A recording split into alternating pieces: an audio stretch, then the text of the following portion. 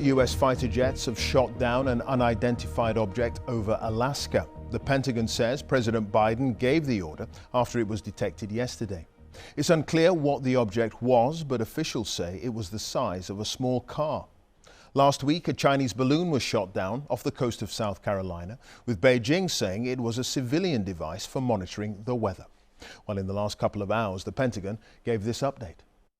North American Aerospace Defense Command detected an object on ground radar and further investigated and identified the object using fighter aircraft. The object was flying at an altitude of 40,000 feet and posed a reasonable threat to the safety of civilian flight. U.S. Northern Command is beginning recovery operations now. Well, our North America editor Sarah Smith is at the White House. Sarah, what's the latest?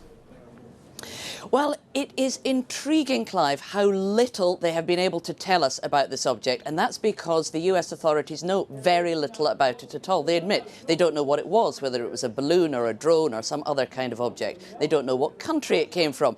They also admit that they've no idea who owned it, whether it was a nation or a corporation or an individual. They don't know what its purpose was, and they don't know whether it posed any kind of security threat. So why then, you might ask, did they move so swiftly to shoot it down? Well, it's worth noting that there has been a huge amount of criticism here in Washington about how long it took to shoot down that Chinese balloon that was floating across the country last week.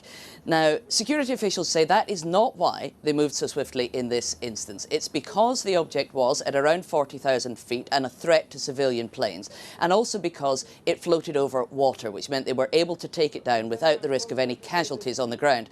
All President Biden has said about it is, it was a success.